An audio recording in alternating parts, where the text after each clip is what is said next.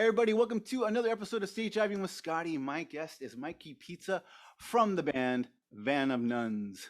Hey Mikey, how you doing, man? What's going on? What's going on? It's good to see you. Yeah, you too, dude. I like your background. Thank you. I like to feel like I'm in space at all times. Like this is what my vibe is Oh, as a really? human being. So yeah, definitely. Yeah, Okay, so I gotta ask. Okay, I've been dying to talk to you for a while now, and yeah, um, likewise. well, it's been really cool because you kind of just jumped on the scene. It seemed like, and the first song I saw was Unbound, right? It was Unbound was the Yes, first. Okay, that was and the first one. now was that two? Crap, that was 2020, right? Yeah, early 2020, like Okay. pre-COVID 2020. And that was okay. So okay, I'm already jumping too far ahead. Okay, so, all right. So I'm sure you get this all the time, and certain bands with their names I kind of know. So what brought on Vans of Nuns, the actual band name? So the full name is actually Van Full of Nuns. Oh my But God, I'm so sorry. no, you're good. You're Off to a good. good start again. Yeah, Yes. we're doing great. No, actually, if someone gets it right the first time, I'm honestly impressed. So don't even feel bad about it. But the name Van Full of Nuns has a really interesting origin. So a long time ago, in a galaxy far, far away from this one, we were in an original project, and at our rehearsal space, it's right across the street from a lake. And on that lake, there is an Airbnb that's right across the street from where we practice. Okay. And one day we were chilling, we were hanging out, having a few beers and whatever, and this van pulled up, and we were like, "That's different. Typically, it's just families and people coming to party, whatever." So we kept watching it, and out of the van walked like 10 nuns, full habit, full everything. And we looked at each other and we were like, this is divine intervention, like of the finest type. And then it just came to pass that the original project sort of stalled a little bit, and then we got asked to do some cover shows, and we needed a name that was different from our original project. So we were like, Van Full of Nuns. That's the name of the band. And And everybody was on board. the venue was asking for pop punk covers, and that's where the whole pop punk night idea originated. Oh, okay, okay. Yeah, So you were blessed with the wonderful it name. it just kind of fell into our lap. Well, it stands out, obviously. That's what's so fun. Like back in the days when punk was around, you'd kind of go to were drawn to the ones that had sort of the weird names and whatnot. So, do you remember the band Absolutely. Guttermouth? Did you ever hear of the band I Guttermouth? have. I don't know the story behind it, but I could probably guess. as to where Well, it came yeah. from. But I mean, yeah, that was one of the bands when I was growing, and first getting into punk a long time ago. Is Guttermouth was like, oh yeah, they're dirty. I mean, that filthy mouths or whatever, and it's Oh like, yeah. oh yeah, Oh they yeah. cuss. But Well, no, but yeah, as a songwriter and everything, and everyone in this band, honestly, they love to tell stories. So just having a band name where we can just like jump right into a story yeah, it's so natural to us, like yeah, as a band. you have it down. Well, then what was okay? So what was your what? I mean, I don't. I said me. I'm not understanding like what the band was and why it turned into a cover band or whatnot. Yeah, so the original band name was Tory Sound. It was much more of an indie folk rock kind of project. Really? And we, Okay. we did it for a couple years. So there's actually pretty crazy stories how I actually joined up with all these guys that are in Van Full and Nuns currently. When I moved to Texas in 2013, I went to graduate school. And then by 2015, I moved to Dallas. And I had gotten a job. I was feeling comfortable. And I was like, you know what? I need to join a band again. So, like any good musician, I jumped on Craigslist Yep. Yeah. and just started browsing around. And there was this band by the name of Tory Sound. And I listened to the demo that they had put it. I was like, this sounds right up my alley. Yeah. So, went ahead, tried out for the band, got the gig. And we actually did that for a couple years. So, and Tory Sound really formally came together in like 2016. And we did it all the way up until Van Full and Nuns came together in 2019. So, Okay. it stuck around for a while. We had a lot of great gigs. But there came a point where we were, I would argue, one of the early identifiers of that the pop punk scene was going to have a resurgence by Okay. 2019, 2020. And we had started getting venues starting to ask whether we could do pop punk songs. And typically our answer was, we do more indie, we do more folk, it's not really up our alley. It's a little bit different when a venue contacts you and says, Taking Back Sunday is looking for a band to do an after party, and they're looking for someone that knows a lot of pop punk songs. So our answer changed really quickly after that went into absolutely. We know like front to back, A to Z, everything from Green Day to Bowling for Soup to My Chemical Romance. Like we got it down. So what did we do? It just all the brains in this band always go to 150% on everything. That's just the kind of people that we are. We learned like a 35 song set in like a week. Holy We were crap, seeing each really? other every day. We were rehearsing parts at home, like after hours, all of that. And Wow. after that, we said, you know what? There's not really anybody out there doing pop punk nights with a live band. And this music's about to have a really big comeback. So that's really where the idea, the genesis of pop punk night and Van Full and Nuns came from. Wow, holy cow, man. What an experience. It really is. It's almost like it's kind of romantic. There's like that cool religious undertone to it too, just like the divine intervention and all that. No But yeah, kidding. Wow, my goodness. So then, well, then how did that go when you got that first gig to do the covers and stuff? Everybody felt ready to go, and it went really well. And I'm blessed, honestly, to be surrounded by a bunch of amazing musicians that have been doing this for years. I want to let you in on a little secret about me. I've only been singing for like 3 years. what? And the first time I ever truly sang in an electric set in public was at that show for that Are you after party. serious? And I had been dabbling with vocal lessons at that point, getting my technique up because I was doing some harmonies in Tory Sound and all of that. But there came an opportunity where we needed a frontman to learn all these covers. And I was like, you know what? I've been wanting to do this for a while. Like, I want to dive right in and give it a shot. The guys gave me a chance, and it just grew from there. Holy cow, man. Yeah. Sorry, I'm really blown away. That's fantastic. So I bet that the little kid in you that was listening to music and stuff. Oh, I don't know. I'm assuming that you grew up with rock, and then just this happening was just like a dream come true for you. I did. I started. So let me give you kind of my music history here. When I was 5 years old, my parents put me in piano lessons. And contrary to how a lot of kids feel about it, I absolutely loved it. I fell in Yeah, love with it from the first day. yeah. But then when I became a teenager, it was about 12 or 13. My cousin had started playing the guitar, and I went over to their house for a visit, and I was like, "Mom, I really want to learn the electric guitar." And truth be told, my mom is my biggest supporter. She's my biggest fan, and she's always just been there to support me for like any dream, any aspiration I want to take on. Because she knows that if I'm going to do something, I'm going to end up doing it 150%. Like that's going to be a common theme of this conversation.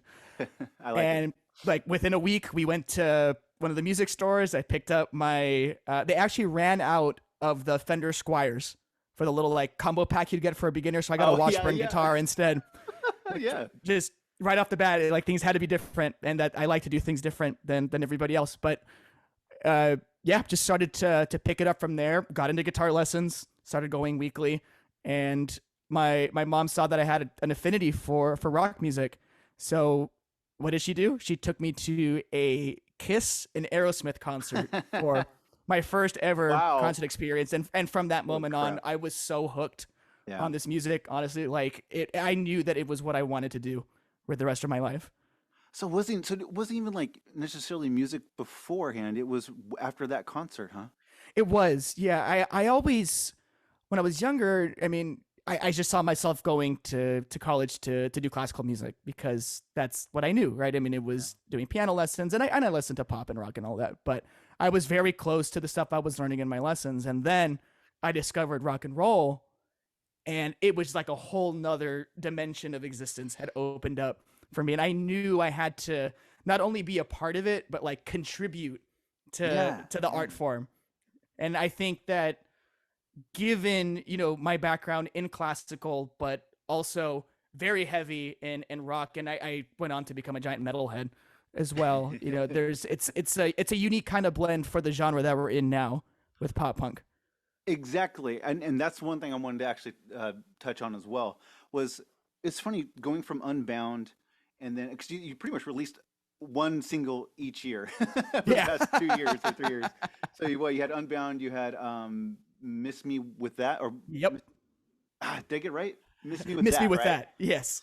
And then the newest one, which is I had to write it down, is Heaven Worth the Hell I'm Living, right? Yes. Yes. Okay. So it's funny how each one has your own sound, but yet it's still that kind of pop punk feel. listening to them again, I try to refresh my memory again today, and I'm just like, wow, these songs are just different, but they are no doubt Van Full of Nuns sound, if that makes sense. Absolutely. So I think it speaks again to the individuals that we have in the band, as well as the energy that comes together when we're all in the same room making music, Yeah. is that everyone in this band has a truly eclectic taste in music. There's no discrimination as to what we listen to Yeah. in this band. And I mean, I wish you could take part in sitting in our van on a road trip to a show, Oh, I bet that'd because be a you'll ball. get classical jazz, you'll get electronica, you'll get heavy metal, you'll get country.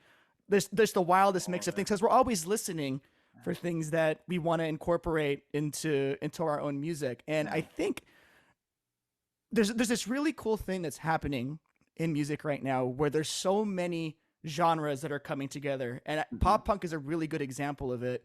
You've got artists that are combining country and pop punk, obviously, with the stuff that Travis Barker's doing, like hip hop and Yeah. pop punk are having this really awesome combination, and it's just fascinating how this is a genre that some years ago I would say was pretty gatekeepy. Like, if Yeah. you didn't check the boxes, you didn't fit the vibe, Yes. you weren't let into the cool kids club, right? Yeah. Whereas now you can truly dive in like as your own unique artist with your own background. Your band brings their own unique mix to the table, and you can turn it into this awesome mix of pop punk like beauty that incorporates metal, country, hip Yeah. hop, anything that you can think of. Yeah. And people, there's an appetite for it. People want to hear stuff that's different, that they can connect with. And sometimes, most of the time, it doesn't come from just checking a box and putting out a pop punk song or a metal song. It Yeah. comes from, how does this music actually make me feel? And when I hear different textures and sounds within a song, that's when I feel like I can truly connect to it. So that's what we're trying to Yeah. do, Yeah. very much so with our music as well. And that's why, they each sound like a Van Full of Nuns song, but we want to do something completely different with each one. Yeah, and you can tell, and they're all three of them are fantastic because you've been doing what you were doing before Van and Nuns and Van Full of Nuns. Got it that time. I'll and take then a sip every time you get it right. there you go. The insane amount of musical talent that exists in this band, and I speak mostly of the guys that I perform with. Yeah. They're just immensely talented. I mean, Todd, or the pop punk Viking, our drummer, he's a graduate of Berklee School of Music over in Boston. Oh wow. So he brings a ton of talent and experience to the table. Josh, the pop punk prophet, he's got the killer dreads. He's our manager. He plays Oh, guitar, okay. he plays bass, he plays keys, he does everything. Nice. He brings years of management experience, but also a totally different vibe in terms of the musical background. He's a reggae and hip hop guy by trade. So I always say, when it comes to adding the groove into the mix, like He's got he's the it. guy that we go to for adding the real funky kind of stuff that we like to do. And I'm sure you heard that in the "Is Heaven Worth This Hell I'm Living" song. It's got like a super Latin kind of influence, and that's Oh where a yeah. lot of that comes from. And Jason, Donkey Kong DK, our screamer, he's obviously got the metalcore background. He does all of the gutturals and the high screams, the low screams, Oh, I thought and that all was that. you too. See, I do some of it. I do a little okay. bit of it, but he's the god of the screams, man. I give him full credit for that. And even our stage manager, Cameron, we call him Doc Punk, because on tours he keeps us alive and makes sure that we don't dive too deep into the fireball or any of that while we're in the van Oh, I before we bet. go on stage. He makes sure we get on stage and play the show. But he has a crazy amounts of musical experience as well, and it's a great group to be a part of. It's And it's really unique. so yeah, definitely. So is it six people in the group now? Or We consider, like, regardless of what you do in the band, whether you play an instrument or you sell merch, like it truly is a family, and yeah. everyone's a part of it. In terms of the actual instrument playing, I would say there's five of us, because now Cameron's taken the lead of, sometimes I want to jump off of the guitar and just do vocals, and he's able to fill Yeah. some of those parts now, and it's really awesome. We also have our merch crew, and typically there's two of them, but they're led by our guy Jed, and he's a really unique guy as well. He doesn't just sell our merch, but he makes some products as well. His company's Oh, called Jitty Bear Witchcrafts, but we're probably the only pop punk band Oh, that really? has candles named Oh. made after us. You're like, we're the only pop punk band. Like, damn, this guy's arrogant. That's cool though. I mean, yeah, that's what's fun. Those little things that are so different, not just shirts and sweaters and stickers. When you got something like that, Yeah, that's kind of fun to play it's around all with. about being unique, and Yeah, sticking out. And sometimes it's the little things that people walk by the merch booth, they see a ton of shirts and hoodies and stickers, but candles. yeah. And then they always have to have a really punny name to use clever. But now ours is cran full of nuns because the base of the candle is a cranberry. Like it's amazing. The guy's brain is genius. Oh my gosh. No, but you're right though. I would totally, if I was walking by a merch stand, Right? and I'd see the normal stuff and go, "Oh, candles. What?" It's almost it's almost in visceral reaction to just go over and go, "I want to smell it. I want to see what it is," and then yeah, but that's a great idea. I love that. That's really fun. So then It really is. I feel like I swear, I feel like you're always promoting a show every single night for the past 2 years. And I'm just like, holy crap, aren't you guys getting tired? So how is that for you? As far as like, it seemed like going from the pandemic, right? So no one was pretty much Mhm. playing. So then all of a sudden 2021 kind of opened up, and then it seemed like it just little bit by little bit was trickling with the shows start coming in for certain areas and all that kind of stuff. And then it just took off. And then I feel like been watching you guys, and I feel like you just been playing nonstop. So do you guys have like a set schedule of like, okay, guys, let's play 3 times a week, or we'll play on the weekends, or do you just kind of like throw it up in the air and go, whoever's open and wants us, we'll go? Like, what is it for you guys? No, so our booking is done actually pretty far in advance. I would say it's months ahead.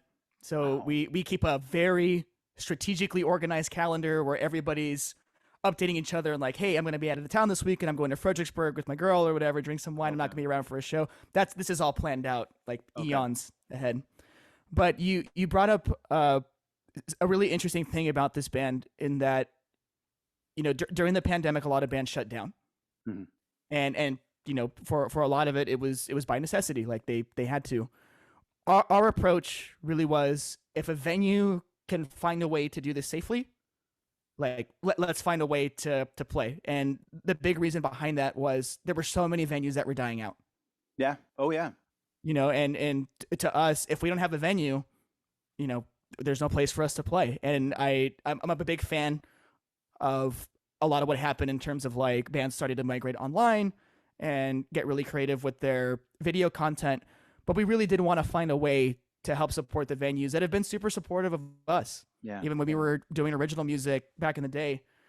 So, and we found a way to do it. It was successful, and it helped us to build relationships with these venues Yeah. that eventually grew. And as things normalized, they were contacting us to come back and not play on a Wednesday or a Thursday anymore, Yeah. but on for a weekend date. And it was really just the fact, not just connecting with the venues, but also staying extremely active in keeping in touch with our fans. And they're really Yeah. the reason that we do what we do, because we have a love and a passion for pop punk as much as they do, Yeah. right? So to, Yeah. to feel the energy that they give us, whether it's pandemic times and they're sitting at a table socially distanced from each other, masks on, the energy's still there. Yeah. It really is. Like when it's real, you will definitely feel it. Oh yeah. But Oh then goodness. the amazing part about it was to things start to normalize a little bit, and shows start to come back, and we see those faces back in the crowd that Yes. they took a chance on us, come seeing us on a Wednesday or Thursday night, and they were like, hey, these guys are really cool, like let's go back and see the show later on. So it's so cool to like still have those original fans show up at our shows Yeah. today. Yeah. And they tell more people, and it grows. Well, no kidding, man. Because I feel like every time you post pictures of a live show, it looks like just freaking packed, Yeah, and we it just just played Kane's Ballroom in Tulsa, Oklahoma, and that was a 1,400 cap crowd. It was dude, absolutely bananas. There's dude. videos that are still coming. Our guides in Milligan Imagines, they're our pro video crew that we bring around with us. They have some of the most amazing footage that we've ever captured, including Dude. one of our crew getting into an inflatable boat and crowd surfing around on it during Okay. our set. Yeah, it was absolutely amazing. Jimmy, he plays in the band As the City Sleeps, so shout out to them. They're our closest homies, one of the first bands we ever played with. Nice. He just owned it. We were playing the middle, and all I saw was a boat go up, a dude go up, sit in it, and just like he was the captain of the mosh pit sea, man, like just going around the crowd. And the best part is the thing flips Uh-oh. over. Oh, He there. falls out. Everybody catches him, and then they push him back up. And as the guitar solo for the middle is coming through, he's playing it like on the oar, Oh like my. looking up at the sky. It was absolutely amazing. And all this video is coming. I'm sure some of y'all have seen it like in stories or whatnot, but the pro shot stuff is coming soon and it's going to be absolutely bananas. Oh, that's amazing. That's so great. One of the things we do as a band when we're in the van is we typically try to come up with like 10 band names per day. Oh Like yeah. it's something that keeps us super engaged. And yeah, I'm going to have to add that one to the list. Screw you, Scotty. Screw you, Scotty. I like that actually. I listen to a lot of like podcasts and stuff, and there's guys that do that. They go, "That'd be a great band name. You should remember that one." You know, that's fun. No, but the whole thing is, it's just I wish more bands would come towards California. I even missed when I remembered that they played. They already played, and I was going to get tickets. Was Brand of Sacrifice. So Mhm. and I didn't get to see them play, and I talk a big game with them. I think they're amazing, and I freaking missed their debut over here in Sacramento. So. But anyways, but the fact that you guys are constantly playing and you guys are going outside of Texas with a few of these shows, which is We really are. cool to see that you're kind of Yes. branching out a little bit too. So that's got to be a little, again, chaotic with the schedules. But if you guys are keeping like months ahead, that's a real big benefit for you guys It's to work it around. truly is a business. It really is. And that's sort of the core of what we do is we obviously have a passion for the music. There is a strong artistic element in this, but the mindset, like the principle is this is a business. So Yeah, we're going to run it with planning and coordination and take every step we need to ensure that our band members are on stage for sound check and ready for the show when yeah, we say. But yeah, it's been awesome. I mean, we've in the past month or so have been able to go to Colorado, one of our favorite spots of all time, probably for obvious reasons. Um, we got to pass through Kansas as well. We've developed a brand new relationship with Albuquerque, New Mexico, really? Okay, with the launch cool, pad out there. We've got nice. another show coming up there in April that we're super excited about. But it's been truly like you realize how big the US actually is when you go on tour Oh, I bet. and how Yeah, like diverse it is. yeah, And you get to meet so many amazing people that come from so many different backgrounds. yeah, And then you get to see nature. Like, yeah, especially when you're driving through Colorado and New Mexico, you're like, it doesn't all look like Texas. It's not all flat. And I love Texas. yeah. I'm actually Californian originally. I don't know if you know that. I'm from SoCal, No. though. I'm from Los Angeles suburbs, Riverside. Hey, dude, I lived in Chino. I know exactly what you're Oh, talking wow. about. Holy cow. Wild. Yeah, Wild, man. a small Yeah. world. Those are call with the 951 and the lifted trucks and all that. But yeah, I mean, I've had been very fortunate to see a lot of parts of the US and Oh, some of the world. I'm hoping to do more of that as things normalize. But I mean, California is obviously very unique in that you've got like the beaches. Let's say you live in LA, you got the beaches like 10 minutes away. You got the mountains like 30 minutes away. You yeah. got San Francisco, which is like your big like artsy big city vibe, like 4 hours away. And then I moved to the south, and it was like, dude, everything is like a 4 hour drive. Like, okay, Yeah, right? And honestly, this is probably too much information, but my bladder is like the size of like a penny, so I have to piss like every 5 minutes. My band will verify that, and it drives them crazy. But like, I'm of the thought that if you gotta go, dude, like you gotta go. Like, Yeah. if I'm driving the van and somebody's gotta go, like I'm the first one to just be like, cool. Let's find the quick trip now, because I I mean, probably have to go too. well, this sounds horrible. Do you have like a big liter bottle just in case, or? I should. I really should. And it really just comes down to like as the front man who like you said, dude, like we're playing shows all the time. So like hydration is key to what Yeah, I do. So yeah. I'm just constantly drinking water. But yeah, like Oh if boy. if there's any company out there that makes like liter P bottles, like hit me up. Like I need you to sponsor me like immediately. I feel like Liquid Death would do something like that. They'd have Maybe, maybe. you hear that Liquid Death? Yeah. Make a Liquid Death pee bottle. There you go. You know, we You, we worked with them in the past. Like that's you just gave me a great idea. I'm about to just hit them up and be like, I love your water, and if you want to send me it, like please do. oh But do heck you yeah. have a pea bottle for Mikey Let's Pizza? so Like do that that. would be great. I can see their advertisements for it too. Oh my god, it'd be amazing. In the van, we know it is Mikey Bladder when someone has to pee every like 20 minutes. I couldn't handle that on a long road trip, especially with six other guys. Man, it truly is an experience, man. I mean, aside from the crazy playlist that we have going on throughout the ride, there's songs that are getting written, there's stories that are being told. Typically, we're also just working on something Yeah, in the yeah, van. One or two of us will have a laptop open and just going to town on getting some stuff for the band, whether it's promotion or business related yeah. or merchandise related. So I'm gonna let you in on something about me as well. I am an econ major. Really? I went to graduate school for economics, so this Oh, stuff, that's like even the business okay. side of it, is actually really exciting for me. Yeah, I, it's in your. I All actually right. really enjoyed that part of it. It's in my wheelhouse. We've got a lot of entrepreneurs in the band, honestly. Well, So oh, I there you think go. we're just as passionate about the business side as we are the music side. Yeah, It's not tiring, and I think that speaks to the type of people we are, because again, I think everybody's brain in this band is in 500 places at once, going about 150 miles an hour, and just constantly yeah. like, here's a new idea, here's another new idea, like how do we get this done, how do we get this to Yeah. come together. Wow, dude. So it's definitely And not.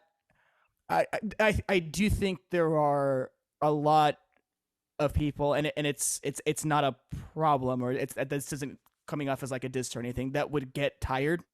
It's this weird thing that happens when we're all together. Like we just come together, and it's like magic, just no just kidding. happens. Especially And again with six that's different really interesting. That personalities. yeah, like that's something my mom instilled in me back in when I was a kid. She said, you'll know you're with the right friend group or the right band when like you're in the same room with everybody, and magic just kind of seems to happen. Yeah, yeah, And that's exactly what happens here. Is when we're in the same room, we're having a good time, obviously, but stuff's getting done. Like songs are getting written, videos are getting shot, we're posting stuff on social media, as you can tell, like all the time. Like it truly is a project that we all get a lot of enjoyment and happiness out of. yeah.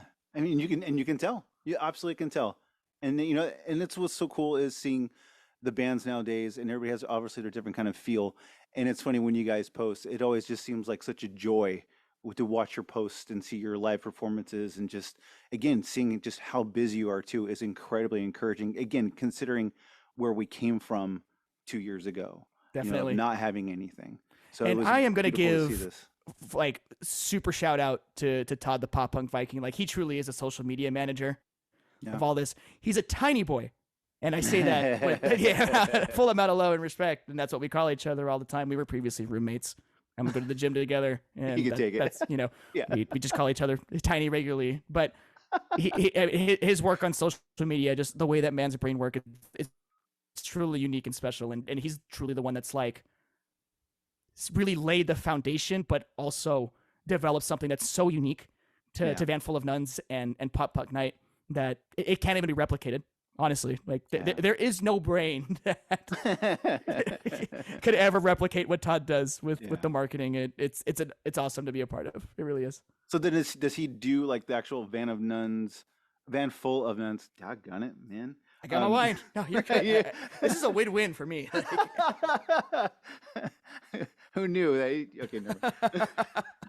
I hope I'm not making this a problem for you. No, definitely not. um, no, so does he do the actual like Instagram posts, or is it, or do you just do yours, or does everybody kind of share the social posting and all that kind of stuff? Honestly, I see him as he's like, if you're a fan of Mortal Kombat, like he's our Raiden. Like he's our sensei, Yeah, okay. and he's definitely like provided a lot of knowledge for what we do with our own social media accounts. Okay. But when you see something come from Van Full of Nuns, it's coming from the Pop Punk Viking for Okay. sure. Okay. And the one other thing that makes him truly unique as a social media manager is he reads every DM that we get and he responds to it. I love that. And we get a lot of I them. love it. I It, bet. it could be I song bet. requests, it could just be stories that people have posted about a show.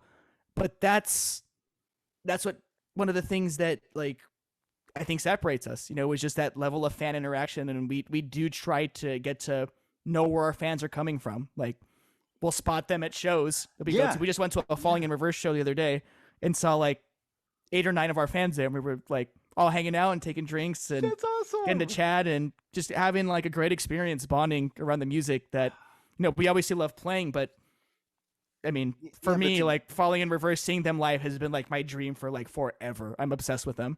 Really? And yeah, absolutely. Interesting. Okay. Do you mind if I share something with you quick? Sure. Okay, so one of the things that I've said on the show, and I've admitted many times, is that I used to be a super like snobby douchebag, Hmm. music guy. So if it wasn't something I liked, it sucked, all that kind of stuff. So I've been kind of through the Same, reams of man. that. Same. Okay, but I actually kind of grew up from that. I mean, I'm old. I listened to something a couple years ago, and do you ever? Okay, so on YouTube? Do you ever watch I think it's called Cardivax Academy. You ever heard of that? Um, I have not. I'm gonna have to check this out. oh, maybe it's pretty interesting. Oh, So it's this hardcore guy who's a vocal coach, and he reacts to certain metalcore bands, and he kind of tells their approach, and he'll kind of break them down, right? And it's very interesting. I just think from watching him, he played a video where the lead singer, what's his name, Johnny, or what's the lead singer's name? Ronnie Radke. Ronnie. That's what it was, not Johnny. Ronnie Radke. Yeah. Ronnie Radke, and he showed a video. I'm gonna take a sip off of that one just because No, please. Okay, so he played a video of where Ronnie did sort of a reimagination. I think is now the thing, a reimagination of "I Am a Vampire" or "I'm Not a Vampire." I forget what song that is, but and he did a video for it, and it was different than the actual recorded version, right? So he played that video, and it floored me. It floored me, Mikey. Really, I was all, holy freaking crap. Not only is the song, the lyrics incredibly powerful, but the way he sung it differently was like right now I'm getting chills thinking about it. Yep. And it blew my mind, the guy's vocal range and talent. And when this guy, God, I forget his name too, the guy who actually does the video, he was walking through it. He goes, wow, he's got some real talent, because he really wasn't necessarily a Falling in Reverse fan either. But he was like, wow, this has really changed my mind. And it did for me too. So now when I listen to them, I think differently now, and I see that and appreciate the talent he has. Though he may say that for 100 times, I'll just ignore that. But as far as the song, what he's saying, and the music and stuff, I can appreciate it a lot more now. So it's really funny that you said it, because yeah, when you're seeing something with someone else who has that same passion as you do, and you're Definitely. experiencing this band together, that is so intimate and so unbelievably beautiful that something like that in the universe exists that you can share with other people. And see, that I never really experienced until I saw Sunny Day Real Estate with their reunion show in Seattle back in like '97, I think it was. Holy cow. We drove, my friends and I, from my band, we drove up for it. And I'm telling you, man, one of the coolest things I ever saw was being in the crowd that day, and it was packed, absolutely packed. And I looked around, and they were just about to start, and I'm looking around me, and you could just, like you were saying, with your energy, with your crowd, you felt this unity, this like unbelievable energy, whatever it was amazing. And when they came on, it was like this huge like climax. It was just the most amazing thing I had seen in my life. And that's what's so cool when you have those moments, even if it's bands where it's hard band or an indie band or whatever it is, when there's that connection and you're sharing that, especially with other people that feel that same way, there's something incredibly beautiful about that. There really is. My first reaction is it blows, and in a great way, like that. It does not blow. I don't know why that was like what came out of my mouth. It blows my mind. I should probably finish that thought. There you go. And it blows my mind in a great way that that band is so amazingly like flexible. I think it's like and just able like adaptable Yeah. that they went from being one of the coolest and pioneers of emo music to becoming the Foo Fighters. Yeah. Like that, it's wild. Yeah. That was one of the first emo albums I actually ever really got into, and I got into emo pretty late in life. I would say like Yeah. I was in grad school, so this would have been like 2013, 2014 when I heard their Oh, name for the okay. first time. Okay. And a friend of mine referred me, like he was like, dude, you got to check this album out if you're into pop punk and all that. And I was like, cool, let's do it. And I listened to it and I fell in love with it, like with their music just right off the bat. Like it's very visceral. Like you Yeah. feel that music, like you feel what they're trying to say. Yeah. There's a lot of music out there, and it's not a diss per se, but like you won't you listen to it and I they know have where you're very going. talented instrumentalists, Yeah. but you don't feel it, Yeah. Yeah. right? With a band like Falling in Reverse, there's this really special thing that Ronnie's able to do where every word that gets sung has intention. Yeah. Absolutely. I believe that There's now. Yeah. and when really when you get into to singing and vocals and all that, you start to realize that the best artists, it's not how high they can sing Yeah. or how powerfully they can sing. It's how they're able to convey a message to the listener. Yeah. And that can be through dynamics, it Mm-hmm. can be through the way you shape your words. Yeah. And I'm the type of person, like when I write a song, I like to go through every word.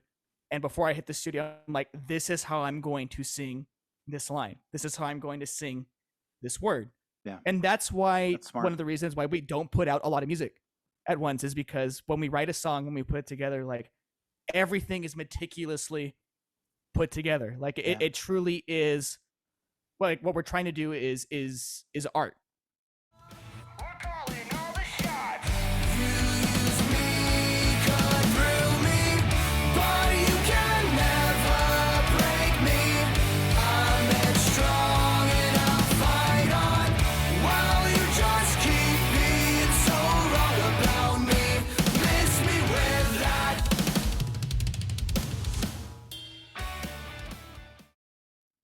And again, like pop punk is one of those genres where it's like you play four chords, you make it sound kind of poppy, kind of punky, kind of happy, you put out a song, and that's where things get lost in the mix, right? Because anybody can do that, Yeah. Yeah. right? But if you're able to put emotion, that's where the emo side of this really comes in. You put emotion into it, you put passion, and you're able to convey what you're trying to express to the listener. That's where you're really able to connect. So like, is heaven worth this hell I'm living? This last song that we put out, that song is about a relationship I was in that was, number one, long distance, and number two, I was engaged to this person, Oh, wow. and that relationship fell apart in a really bad way. Yeah. And that I needed a way to convey what I was feeling during that time in the form of a song. And I challenged myself when I wrote that song. I was like, yes, put pen to paper and brainstorm it and really just like let the emotions and the thoughts fly. Yeah. But after that's done, go word by word and say exactly what it is that you want to say. Like I like that for me was, and that was influenced by like Falling in Reverse and like Sunny Day Real Estate and all that. Like that's truly to me where you take music and you turn it into art. Yeah. Yeah. Right? Because like artists, whether it's a visual art or sonic or whatever it might be, or written, like you're not just trying to say something, you're trying to make somebody else understand how you feel. Yeah. Yeah. So that's really where like I think we have some differentiation as well, and why like we also like kind of stand out as being a little bit different Yeah. from a lot of the Yeah. pop punk bands that are out there. And I'm like the biggest pop punk head in the world. I love to like just jump in a mosh pit and headbang and all that. Yeah. But I really do have a deep appreciation for art. Yeah. Yeah. You know, and people have different ways of expressing themselves, and there's so many unique ways to do it. But there are definitely a subset of artists in music that really know how to like convey that feeling Yeah. to the listener. And my heart will not stop racing. Everything I ever knew's now beaten and subdued. I'm sick of all the second guessing. Is heaven worth this hell I'm living? A never-ending wait and see. I know I must break free. But I love that you have taken that and you can hear it in your songs, especially that last song you're talking about. Is heaven worth the hell I'm living with, or was it the hell I'm living? Yeah, um, like you can hear it. You can hear your frustration, your upset, the heartbreak. Just you can hear that all in just that one song with all your words. And I think And that's incredibly admirable when people can actually pull it off and not just sing to sing. You know what I'm saying? absolutely no. And first of all, thank you. Like that's definitely the most personal song I've ever put out. Yeah. Like Unbound is definitely an anthem. Like I Yeah. was feeling it like at the time that I wrote the words. I was like, let's just like put out an anthem and make something that, you know, you play it and people will know the chorus already when it gets there and Oh, yeah. know when to mosh. It's an awesome song and I love it. Missy with that's a little on the sillier side, I would say. I mean, again, yeah. it's another kind of like anthemic kind of song. You know, there's a spoken word at the beginning between Todd and I, and Oh, is that you it's, too? It's yeah, it's us too. That's totally our energy with each other. We're always screwing around, honestly. Like that's love definitely just the vibe that we have in our friendship. But a lot of people have asked, "With is Heaven Worth Is How I'm Living?" It's a different kind of song. Number one, like it's not a direct pop punk song. Like Sure. I compare it most closely to like Coheed and Cambria kind of thing. Yeah, okay, I could see that. And Yeah. that it's definitely got some of the like the licks in there. It's kind of got the groove that they would put out. And again, they're one of our favorite bands. Like we obsess over them in the van all the time. We listen to them regularly.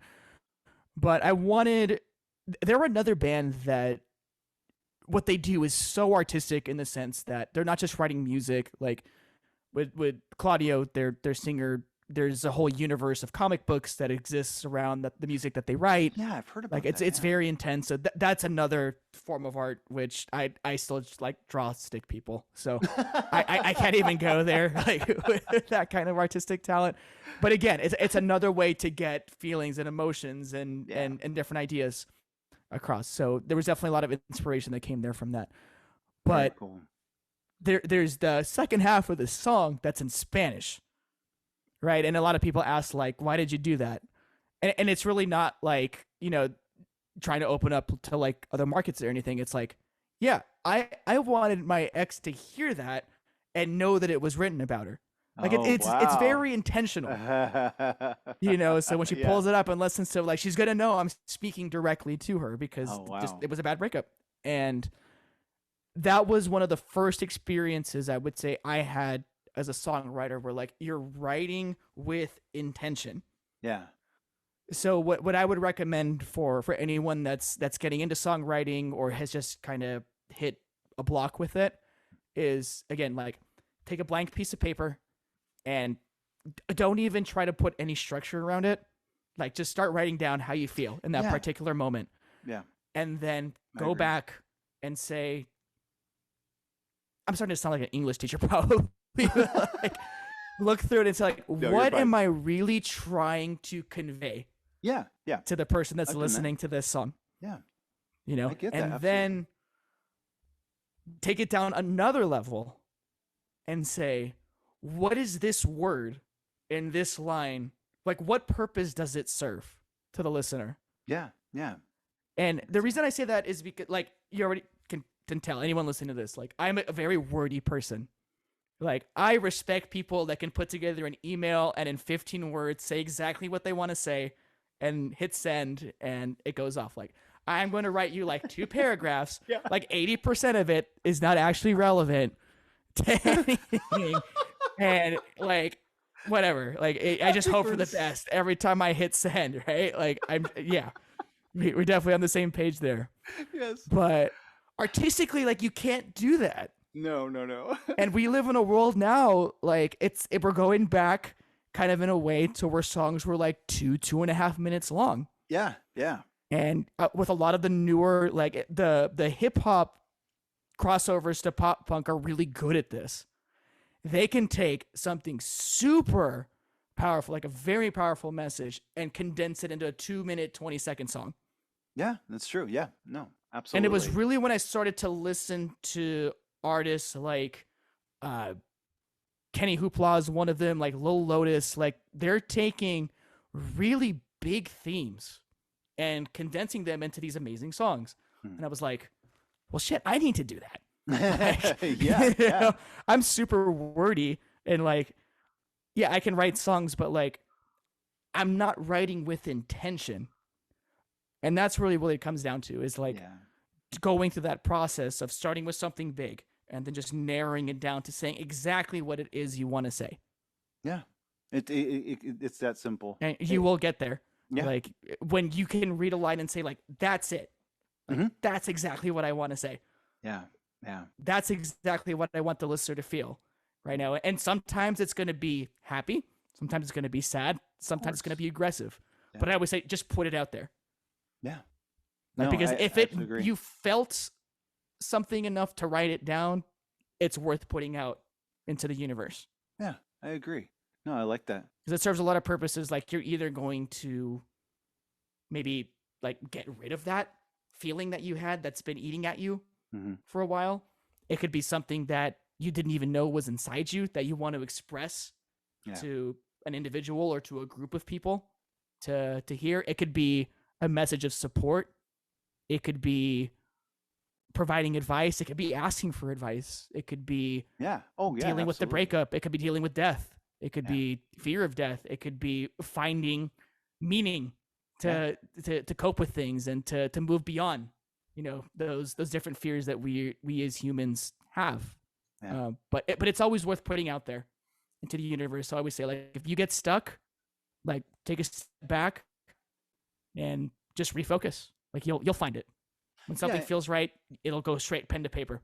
It will. No, I agree. And I think what's smart about that too, like you're saying, to take, even if it's just stepping back, going to, drink a water, go for a little walk, whatever, something to kind of distract you. Because if you kind of screw yourself with just beating, what am I going to say? What am I going to say? Or how am I going to edit this? Or how am I going to reword this?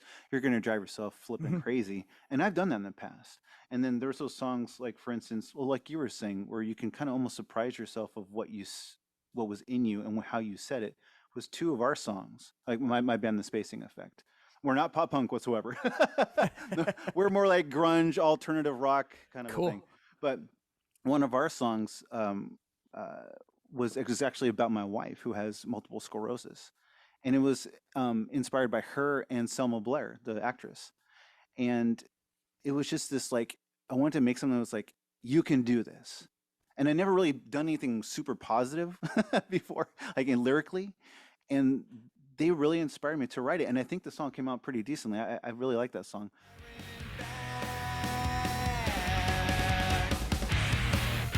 Hold your head up high. Take my hand and we'll walk down this winding road. You'll never have to be alone. You're the only light left in the sky, illuminating every shadow in our way. It won't be easy, but we'll make it. Song.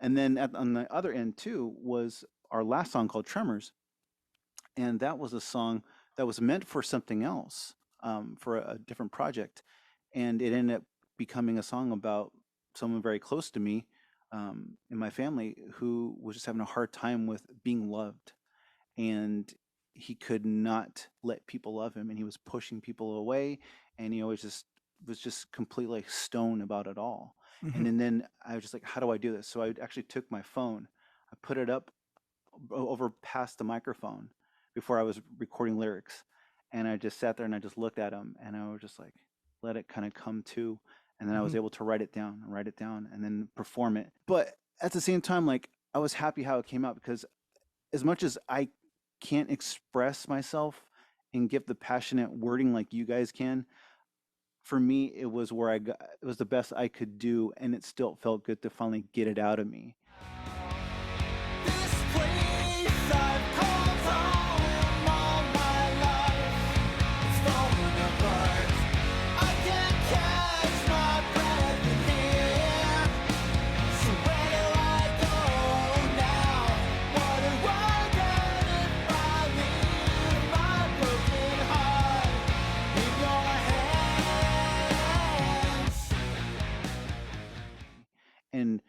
whether that be to, and like you said, whether it be to help somebody or to encourage somebody, like the song for my wife and Selma Blair, like it was so nice to be able to do that for someone. Like it could mean something to somebody. And I've actually have been told that, which is great. I've gotten a few messages like, "Hey, thank you for pointing that out there," or "Thank you for sharing your heart like that because that means a lot to me. I have this, or I have this disease, or my friend has this disease."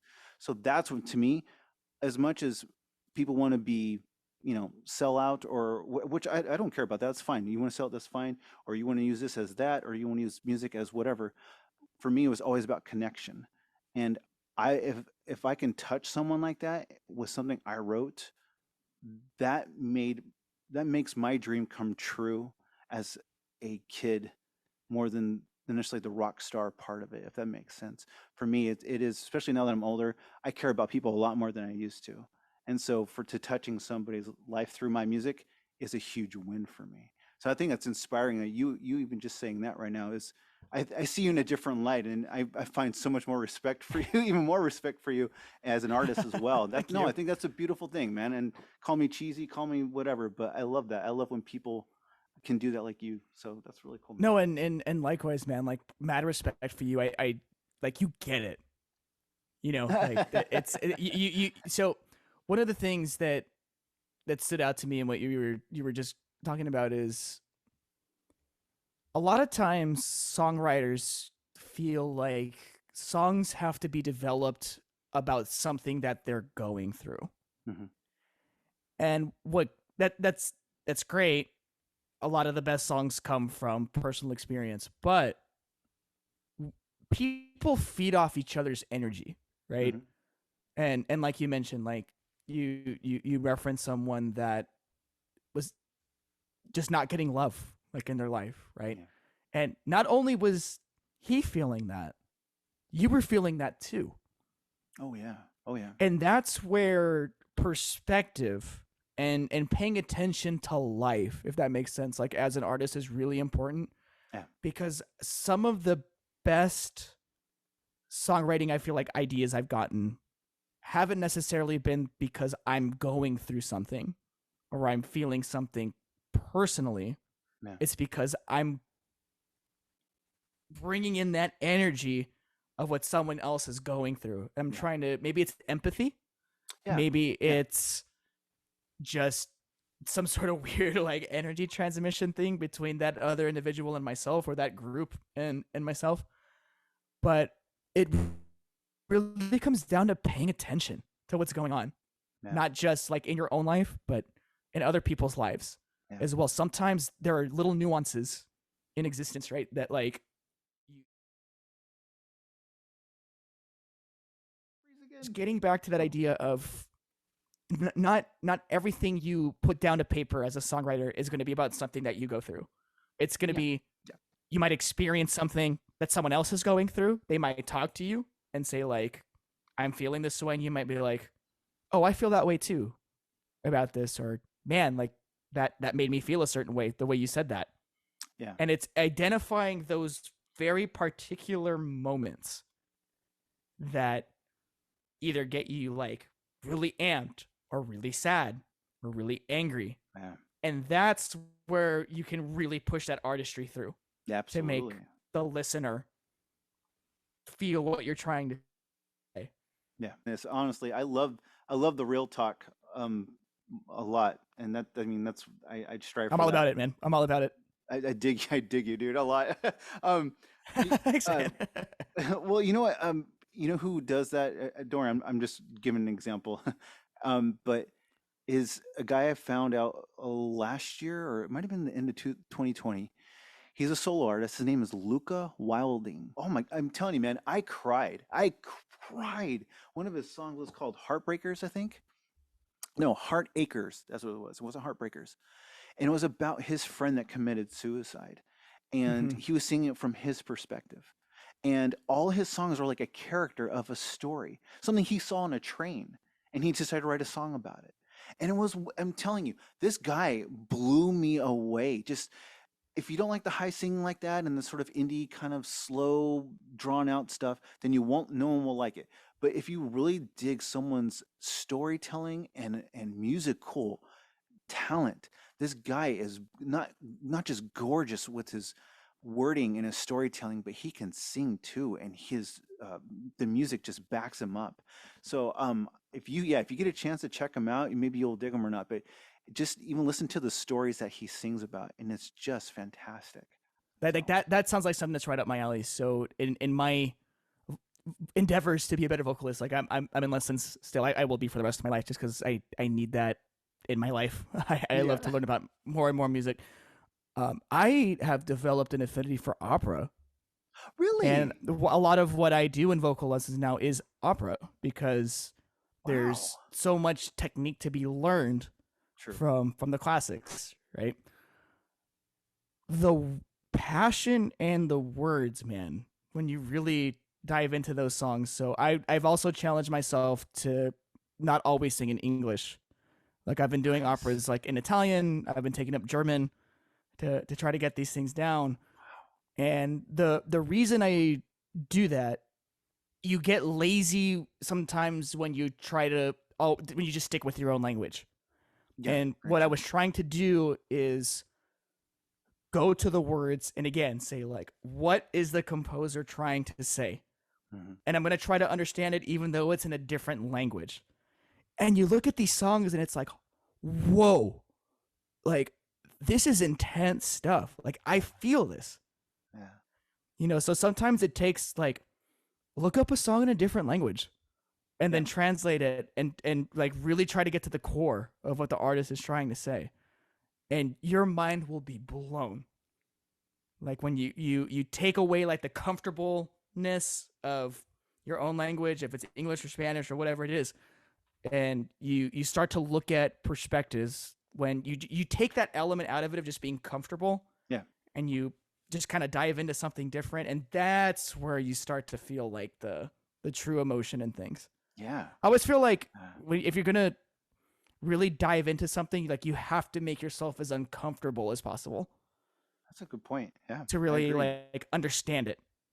Yeah, Like it's if you're comfortable, you're not gonna be in a place where you can truly grasp it or understand it because you're gonna get lazy. yeah. That's just Oh, yeah. and that's not necessarily a bad thing. Like that's just the nature of people. Yes, very Especially true. the society we live in now. But if you can separate yourself from being comfortable, like that's where you're gonna find yourself. Yeah, That's where you're gonna find the artistry, and that's where you're gonna find the beauty of so many different things, but in music and in messages and communication and just being a person. This is no, hard. absolutely. Being a human is hard, No, yeah, yeah, and I agree. like people have ways of expressing it, and you listen to so many different perspectives, and you will find something to connect with. It's like Yeah, yeah, like that's what my experience is feeling like. So always put yourself in a place of feeling kind of like this is weird. I'm not used to this, but like but it's a it's making great me grow challenge. as a Yeah, person. Yeah. exactly. Yeah, and as a person and just even as an artist as well. Means No, like okay, one of the good. coolest things I ever saw was Fit for an Autopsy Show.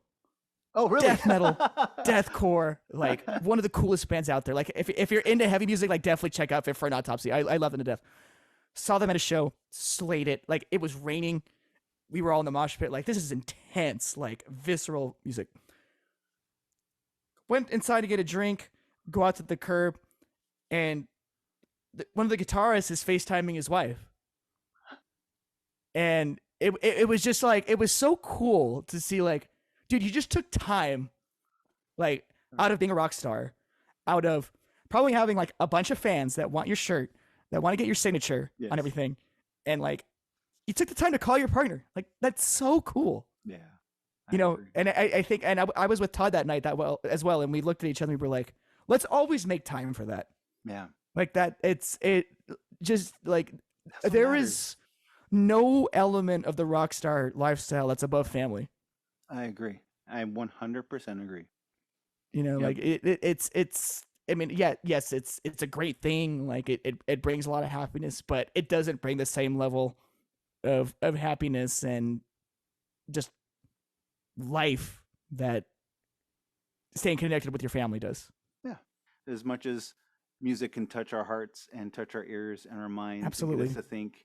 But yeah, the time for our family. And again, for me being older as well, I mean, it sounds silly, but I've just realized how much more and more appreciative I am of, family as well. Especially that when things are out of your control and you you can't depend on anybody but your partner. And my wife has been such a huge uh because we've been friends for almost 30 years, and That's we've so cool. and we've been That's married for awesome. 20. Yeah. No, and we've been through all the ups and downs, and I she has been my best friend through it all. And it's amazing because That's when you know it's real. yeah, and you know what? And we're more in love now than we ever were. That's And so cool, man. so yeah, no, Congratulations on that, man. Like honestly, it was a cheers rough, to that, man. yeah, That's what it's all about.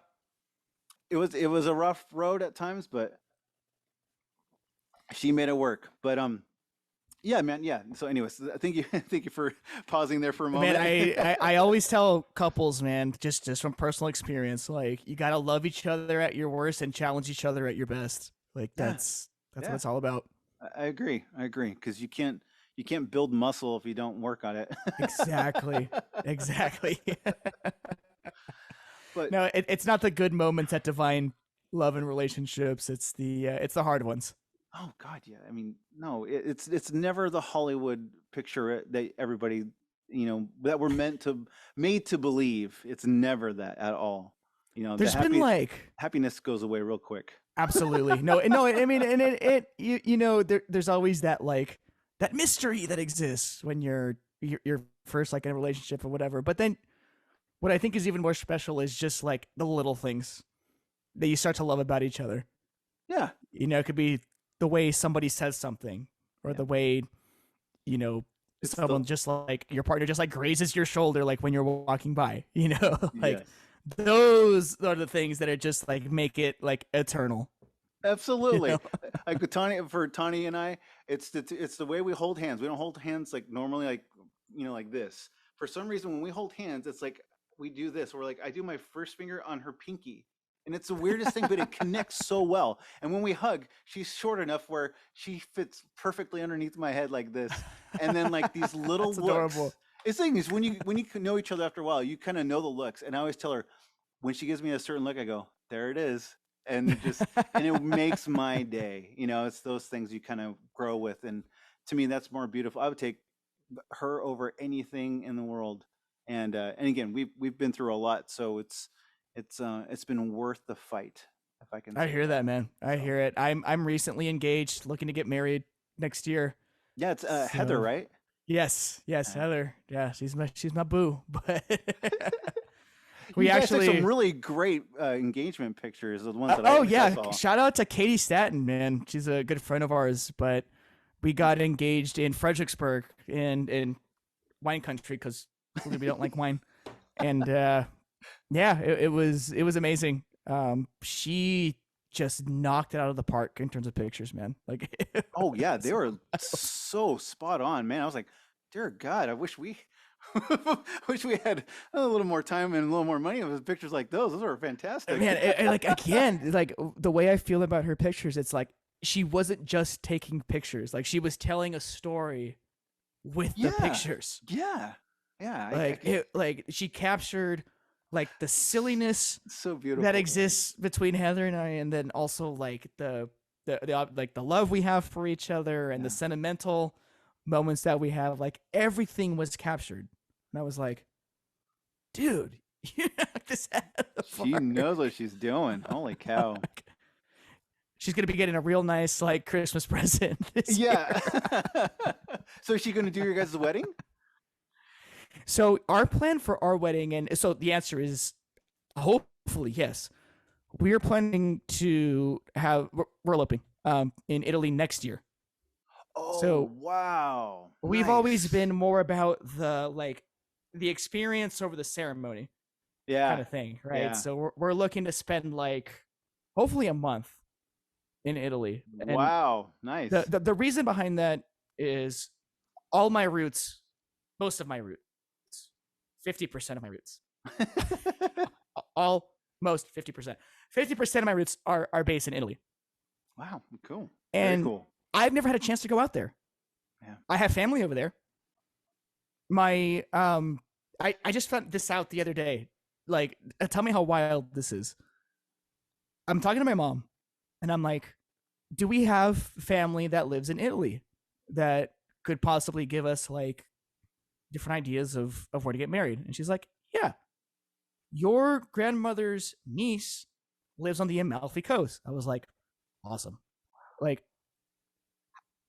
why am I finding this out now? I And know. then she's like, "Oh, other cool fun fact: her son was Francis Ford Coppola's like assistant." What? And I'm like, how do you just Now? like hold that one in? Holy Like, crap! so one thing about me, I am a huge cinephile. Like, when you hear like The Lonely Island talk about like Monica Bolton being like a huge cinephile, like I'm the dude that'll drop like movie references like mid-verse in a song because I'm obsessed with movies. Have been for a long time.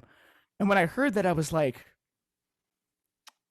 so Heather's gonna go actually have the honeymoon. I'm gonna go sit with that guy and like, learn all about the movie industry. Holy cow! What a thing to hold on to. Thanks, Mom. Favorite directors of all time. Yeah, I was like, Wow. cool. Thanks for telling me that. Oh my gosh, that's No, you know, but yeah. So we're looking at getting married in Italy and all that. dude, that's beautiful, man. Because you know that's what Tony and I were gonna do for our 20th. We were supposed to go to Scotland to renew our wedding vows. We were gonna do that, Yep. and the freaking pandemic happened, and they're just like, "Are you freaking kidding me?" I know So, it's nuts, dude. it's so nuts. frustrating. But you guys, I But hope I hope things pan out so you can Fingers do that. crossed. Yes, man. no Fingers kidding. crossed. I'll definitely be saying a prayer for you.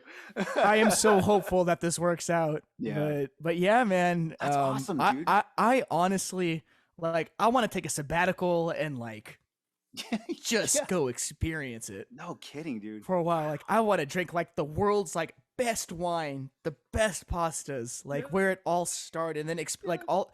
I'm kind of a history guy, so like just to see like the Colosseum Yeah. and just the Vatican and Rome and Venice Yeah. and all that. Like I want to like I might not come back, Scotty. I might not come back. Like, Oh, the van full of nuns is short one nun. if Pop Puck Night with Van Full of Nuns Italy needs to be a thing, like There I you am go. going to make it happen. Damn it. There you go. Oh my gosh. I dude, might they- not come back. Like it's like, dude, it like oh god, I can't wait for it. But in the meantime, Dude, you guys, I'm hoping you got enough saved. oh yeah, no, yeah. In the meantime, we just bought a house. So You already bought. You bought a house. figure Holy it out. crap! Oh my I bought a house on yesterday, the 17th. Oh, well, congratulations! Holy Yeah. crap! Thank you.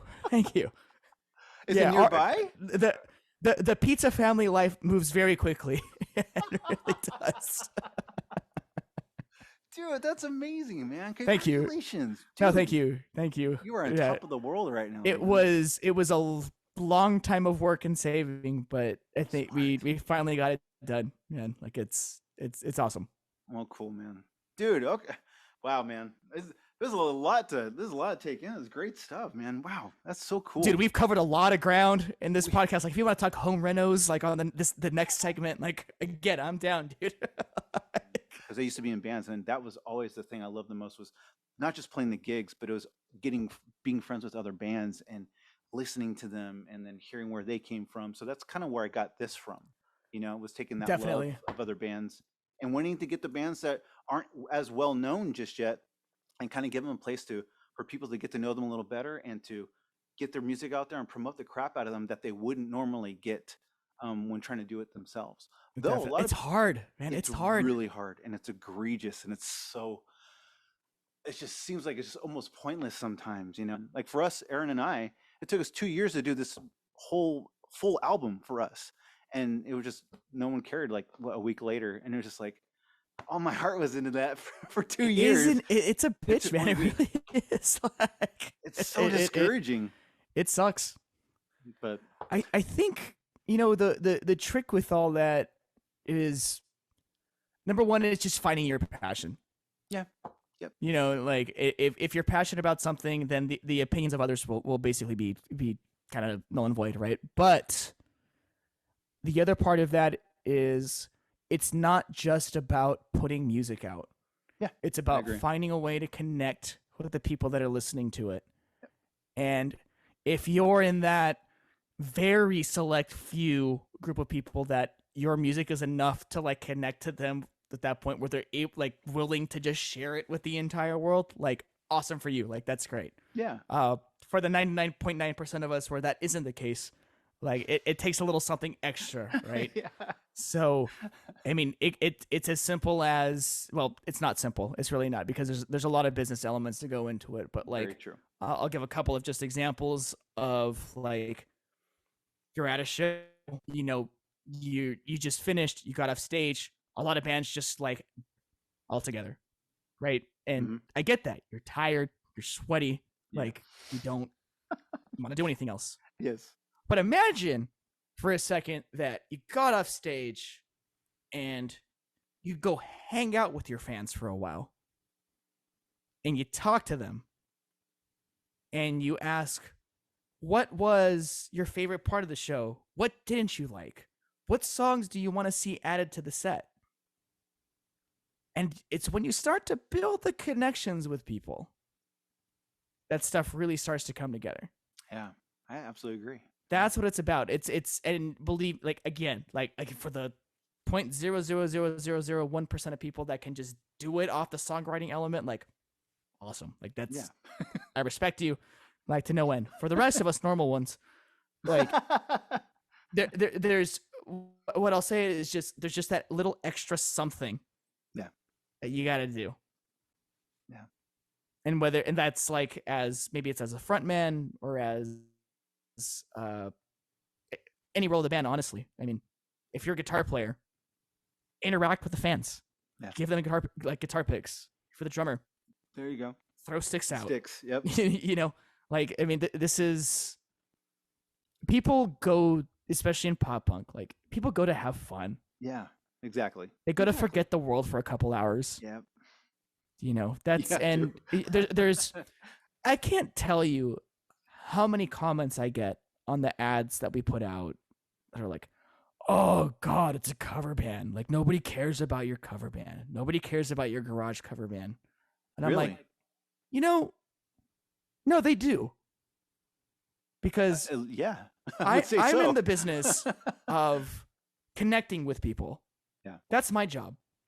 If you want to be a gatekeeper and like shut yourself off from it, cool, man. But you're like preventing yourself from having a cool experience. Yeah, I agree. Like there's so many. Music is just it's so. There's a lot of keyboard warriors. There's a lot of people that just feel like they're entitled.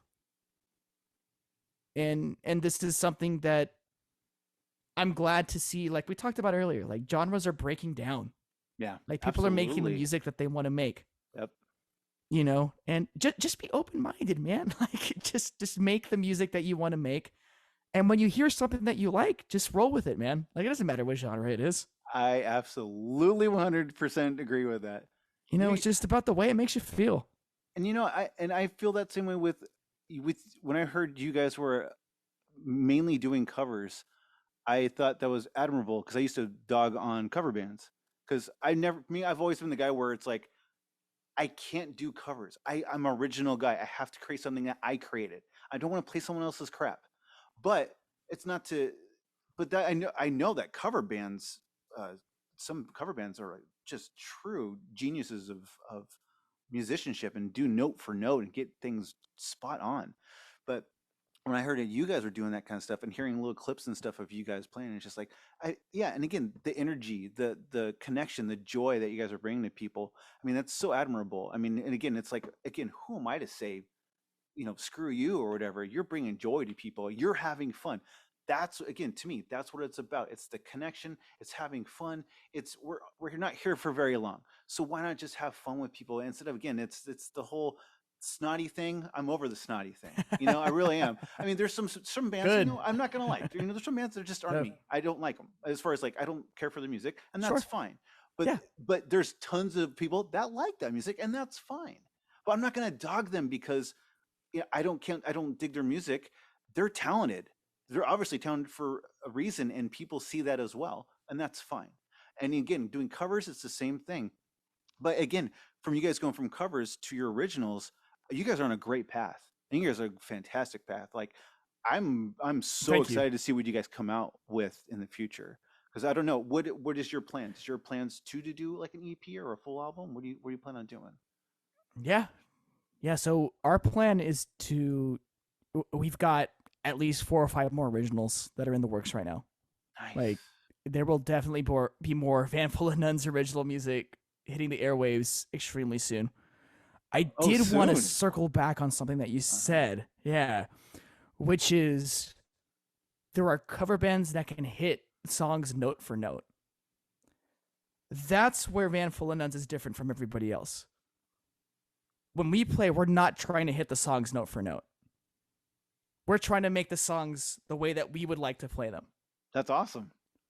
I love that. That's where you can.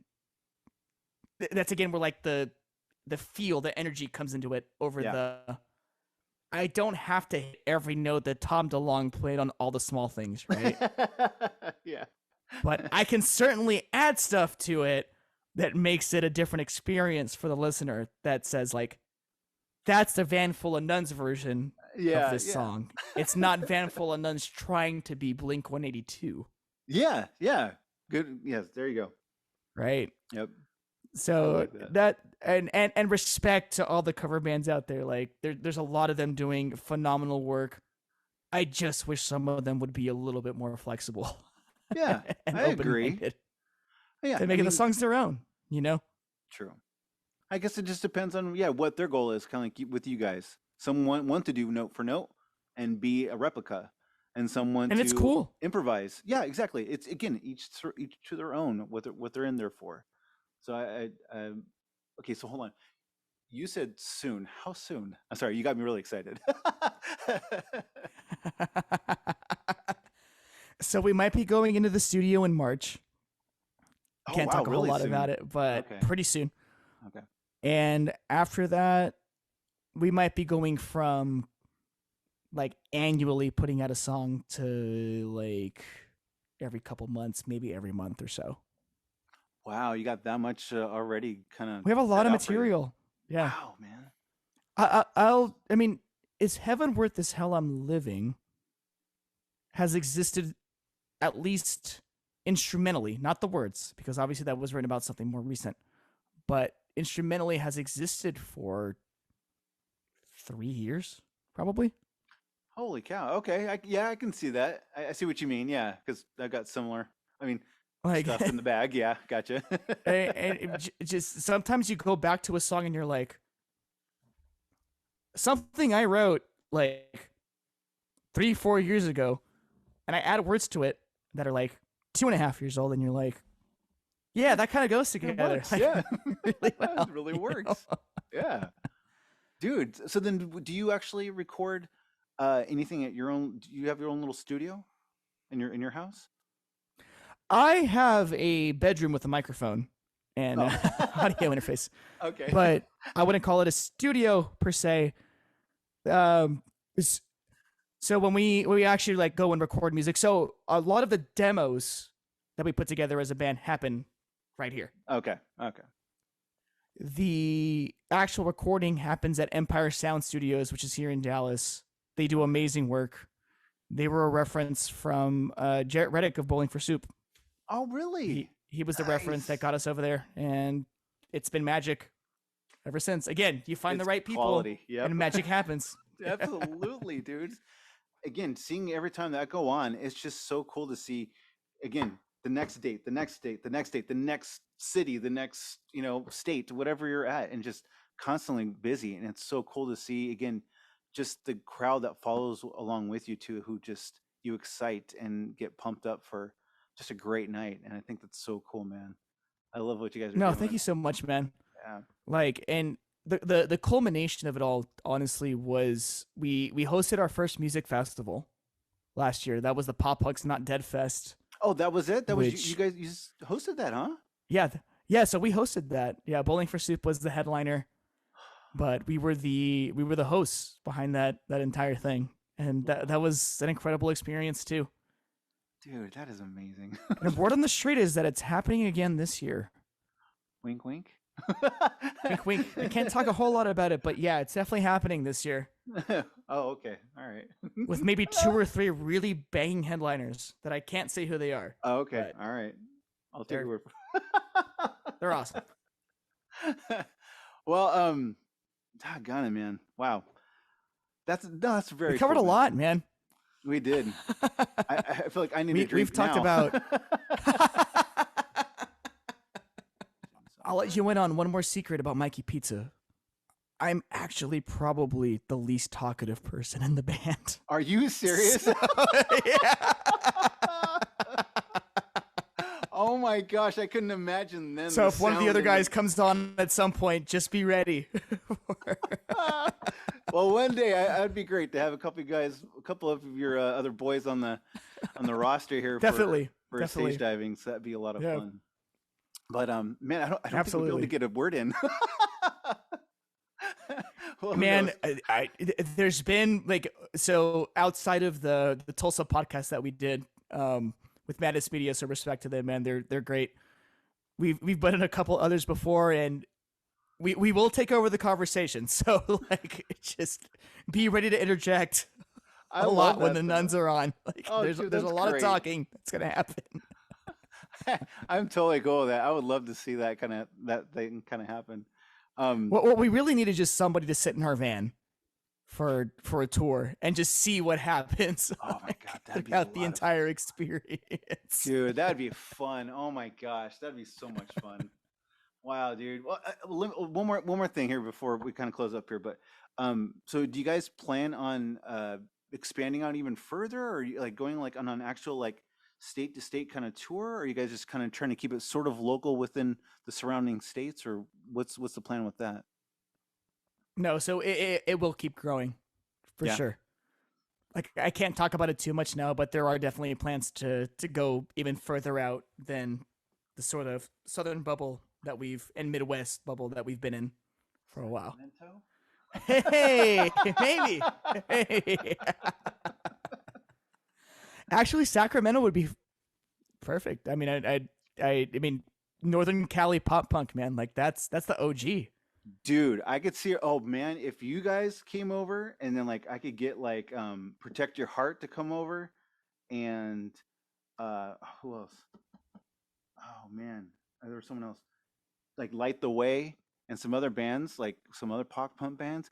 Dude, we could do Hell something yeah. really cool over here. That'd be amazing setup. That'd be a lot of fun. Holy crap, man. Anyways, Man, that'd be something to think super about. down actually. with that. Yeah. So no, first of all, yes, absolutely. That lineup sounds amazing, and I'm super down for that. The second thing is, so like I said, like earlier, we played at Kane's Ballroom in Tulsa. It wasn't that long ago that our Northern California favorites, Green Day, were on that same exact stage, Oh, really? warming up for the Hella Mega Tour.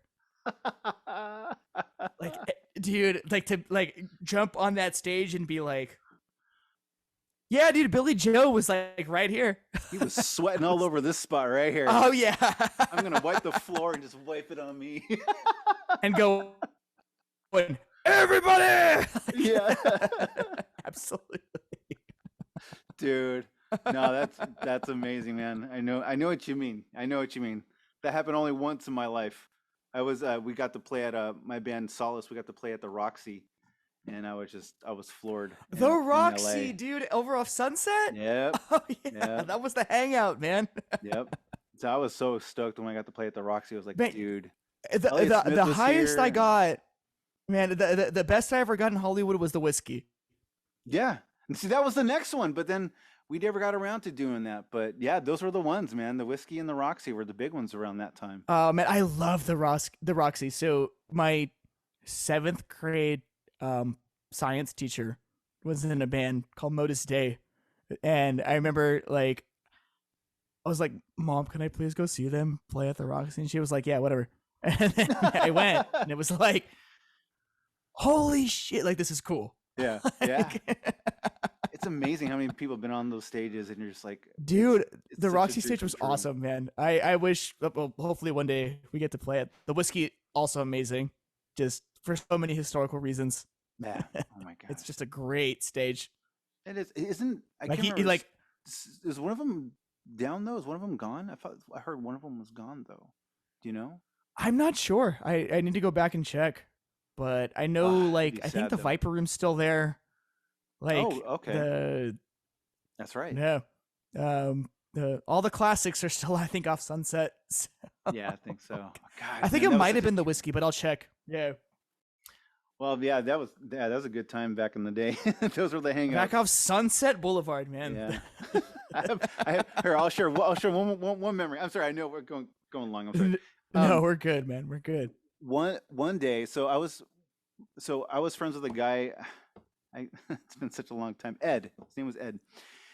He was in a band called the Caffeines, and they're an awesome hardcore band around this time. And he was a drummer, and we heard Elliott Smith was playing at the Roxy, and so we were both huge Elliott Smith fans, and we drove down together, and we were hoping someone was going to have a ticket left because it was completely sold out. No one had any tickets left, or were too expensive for our blood. So we went. I don't know if you remember this, but if you walk, you got the front door right, and you go just around right Yep. there, and you're right by the doors, those double doors or whatnot, and you can hear from there. We stood there the entire concert just listening to him, and when we awesome. got out, we saw what's the name, the drummer from Deftones. He was there too. He was checking it out. Alyssa Milano was there. A bunch of other celebrities were there, but we couldn't give a crap except for him. He was a big Deftones fan. But the fact that we just stood outside in the cold and listened to Elliott Smith through the doors, I can't tell you, man, it was magical. And It's a wild experience out there, man. It really is. Like Yeah. it's a different vibe. Like you'll just be walking down Sunset and find a like killer ass show to go to, just watch from outside. yeah, yeah, it's great, and it was such a good vibe. I don't know how it is anymore. I haven't been in SoCal in like 20 years, so I mean, I don't know, but I was there. great. When was the last time I was there? Would have been October. I went. So another fun fact: I'm a big horror movie fan, and I love. We have so much in Halloween. common, Mikey. So like, man, dude, I went to Halloween Horror Nights at Universal Studios out there. I took my mom because she really wanted to go. It Your had been mom? a long time since she had a chance to go.